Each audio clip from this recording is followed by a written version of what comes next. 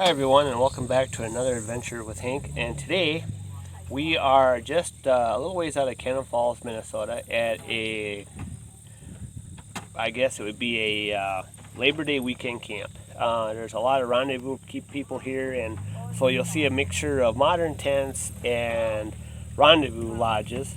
But anyway, we're going to take you around and we're going to show you some of the people and say hi and ask some questions about them. So you ready? You ready, Hank, for that? Oh, look at that. Yeah. So we're gonna just wait for somebody driving by here real quick. So all right, we're gonna get going. All right, we'll see you here.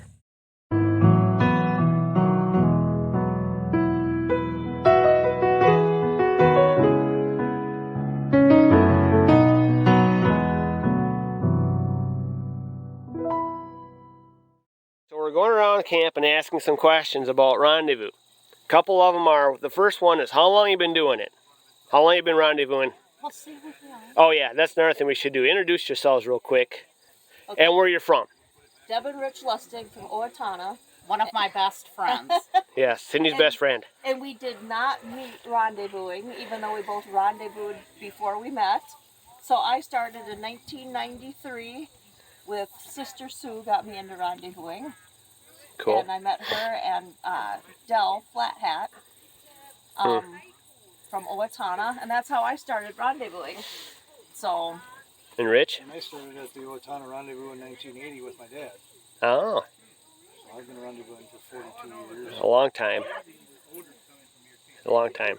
So like I said, I mean, it's, you know, they got a modern tent here with their canvas awning. So this is basically do whatever you want kind of a get together. So yeah, so you can see there's a modern tent. We're kind of modern tenting it too. So, you know.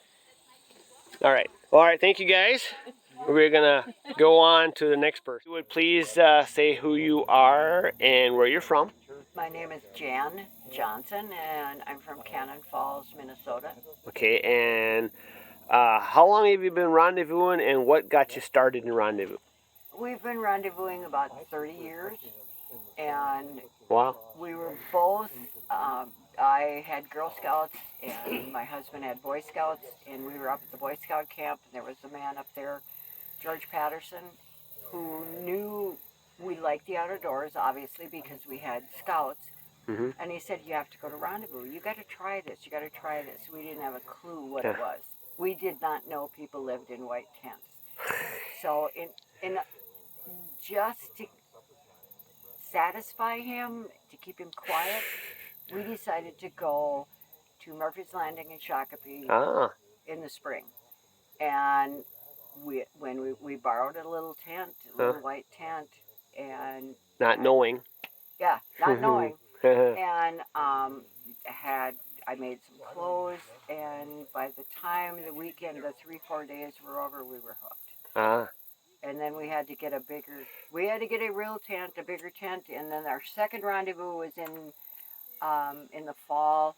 We went down to Albert Lee, and it's the rest is history. You know, I know what that's like, because we're the same way. Although we haven't been obviously not doing it as long as you guys have, but Cindy and I had talked about it. It's about 23 to 25 years that we've been doing it. So that's amazing, you know. All right, that's all I got. Thank you. You're very welcome. Say who you are, where you're from.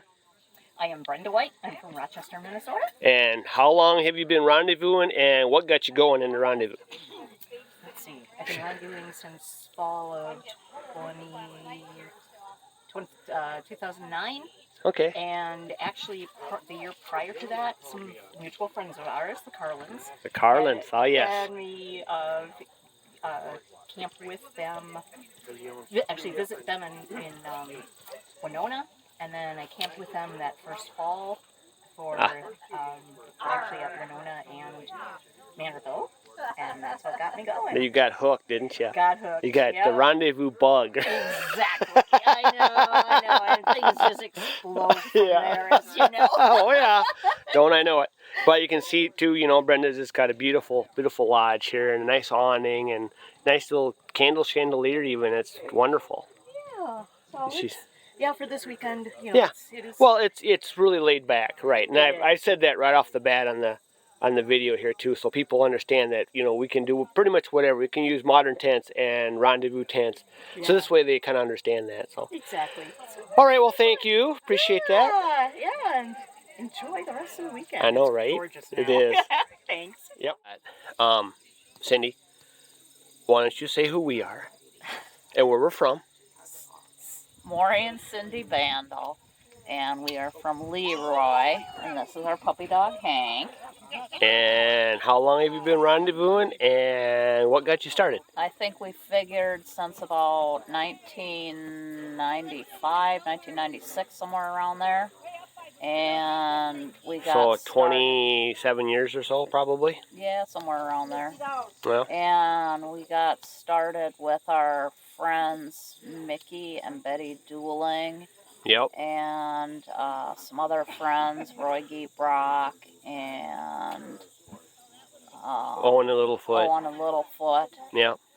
A lot of friends that been doing it for so long, and they know how to get going on it, so they helped us out. They helped us with clothing and helped us with the lodge. Well, Mickey and Betty helped us with the lodge. They let us borrow one first, and then we Yep. bought one from them. Yep.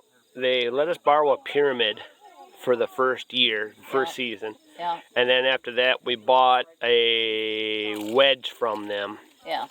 It's like a 13 by 13, I think, wedge. So yeah, it's been fun. Yes, it has. So, and today is a high of 75 degrees, and it's a little breezy, and the humidity is a lot better. So it's wonderful. All right, that's good. And you can tell Hank's looking at the people over there. Who you are and where you're from? Hi, I'm Roy Brock. I'm from Spring Valley, Minnesota. Yep, Sharon. And hi, I'm Sharon. I'm his wife. Awesome. But I'm from Spring Valley too, but originally I'm from Australia. Whee! Yeah, if you can't tell by her accent, Anyway, okay. So now I'm going to ask you what got you going in rendezvous and how long have you been doing it? Roy? I have, what got me interested in rendezvous was snowshoes, of all things. I never had the money to go out and buy a brand new pair, so I decided that the Indians had made them. And so then I went to the library and did my research and found out how to slip the hair off of hides and make the raw hide. And I went out in the woods and cut down some sapling trees. Yep, and I have been rendezvousing for about 35 years now, I guess. Wow. And Roy is one of the people that got Cindy and I going and helped us start. And Roy's helped quite a few people out with rendezvous. Of course, Sharon now. How long have you been rendezvousing, Sharon? Oh my goodness. Well, let me think. Can I remember? Okay. This is the 9th year. The 9th year, wow. Of course, she takes along with Roy. Yep, you bet. And with Roy's kind of those guys that he will try to do things himself, if he can, because he likes the adventure of it. Like, look at this here. He's got a bow drill. A bow drill. Ah, yes, with a. This is going to be a bow drill, hopefully. Is that from the kit we got from? Yes. Because okay. Got the arrowhead from the kit. Got the yarn, and I'm going to use this for the handle on top, and so that the bow drill I can go back and forth. It's a good idea. And he's very creative. And I want to drill a hole in here. Oh, so my creation didn't. So your creation is in the making. Ah. So that's awesome. The process then. All right. So Sharon, I'm hoping that with this video, maybe some family from Australia will see it. Yes, maybe Mariah. There you go. There you go. My gorgeous little 9-year-old granddaughter, who I love like this much. Awesome. I hope you're seeing this, Mariah, and I hope you're getting excited because your Yara is coming home soon. Ooh, that'll be nice. That'll be fun. Yep. Should be fun. All right. Thank you, guys. You bet. Thank you, Maury. All right. There we go. Okay, so at rendezvous camp and other special occasions, I like to make ice cream the old-fashioned way. And this is an ice cream maker. And what it is 2 buckets, one outer bucket and one inner bucket. The inner bucket has scrapers that go on the inside, and what it does, it scrapes the cream off that's frozen off the inner edge, and hence forms your ice cream. The outer bucket has your ice and salt in it.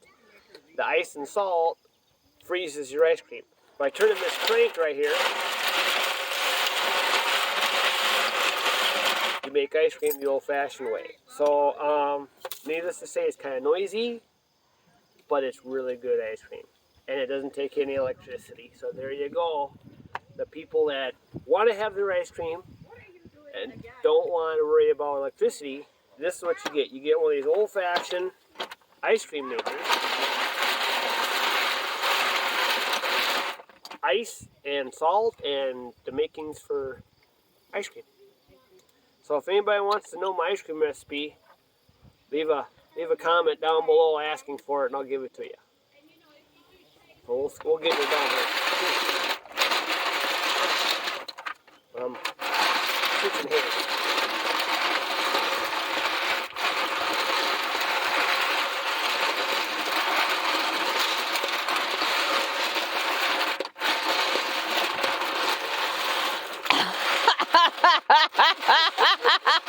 Scared me with that spoon. I'm like, what is that? Hey, this is my new ice cream maker. Been missed. Oh yeah. It's okay. We have memories to carry us. Hey, buddy. That's a close up. My goodness. All right, we'll see if we can pull off photos. So this it's a parody song, right? Like anyway. Like a Weird Al Yankovic type. Yeah, Cover the Rolling Stone, right? Yeah. Okay. This is the Buckskin. Oh. Listen closely. You'll Well, recognize it. or not. Well, is that my note? Well, we're big buckskinners, we got dirty fingers, love everywhere we go. We smile in the sun, laugh in the rain, even like the wind and snow. Well, historical skills give us all kinds of thrills, we'll never tell you what's in the stew. Oh, it'll get you when you get your picture on the cover of the Powder Horn News. Powder Horn News. Wanna see my picture in the print? Doing something that I probably should have didn't. Wanna see my smiling face on the cover of the Powder Horn News.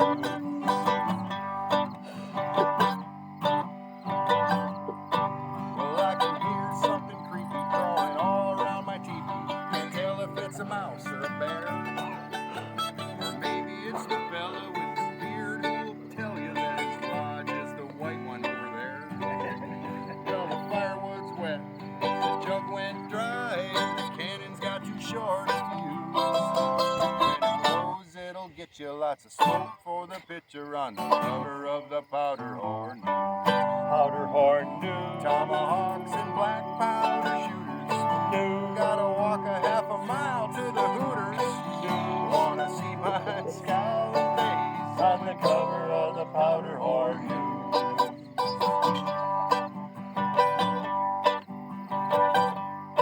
We got the mountain man trappers and the old flint nappers. The blacksmiths pounding away. We got a miniature Indian village with Highlanders across the way. We got tinkers and tailors, traders and sailors, voyageurs with their canoes. We ain't got a true persona, but maybe still we're gonna get our picture in the Powder Horn News. Powder Horn News. Wanna get my picture on the cover. News. Just as soon as I clean up my Dutch oven. News. Wanna see my smiling face on the cover of the Powder Horn News. On the cover of the Powder Horn News. Wanna see my picture in the print. News. Doing something that I probably should have didn't. News. Wanna see my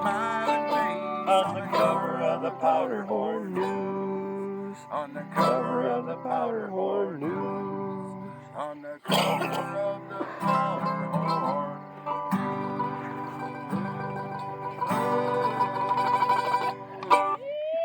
Nice. I've had my picture on Powderhorn News. And that's what started the whole thing. We were up at Owatonna, it's a few years ago, and Grandma Jan had some copies of the Powderhorn News, and she found a picture of Julie's grandpa on My there, dad. of Pat's dad on there, and she handed it to us. She was like, "Hey, Huh. this needs to be in your camp." And I'm thinking, okay, that's like a big deal in our circles, you know, in the Powderhorn News. And I'm like, I said, Dave, Dave, I'm resisting the urge to rewrite the lyrics to cover the Rolling Stones. And somewhere in there you heard my telephone ring too. Yeah, And, right about then. and he says, oh, just do it, it'll be okay. See, that's my ringtone. Perfect. And then that one, it was within that following year that Powderhorn News quit. Oh yeah. A year or two later. They were going to sue you. No, it He died. Yeah, she passed away, and the newspaper, nobody there to pick it up, so it went away. Yeah. Which reminds me of the year I wrote that song about the Big Muddy River Rendezvous, and then that was the last year of the Big Muddy River. Don't write any songs about it. So I'm kind of like, I don't want to. We did encourage him to write one about COVID, though. Yeah. Oh, there you go. This is a good one. That would be a good one to write about. Yes.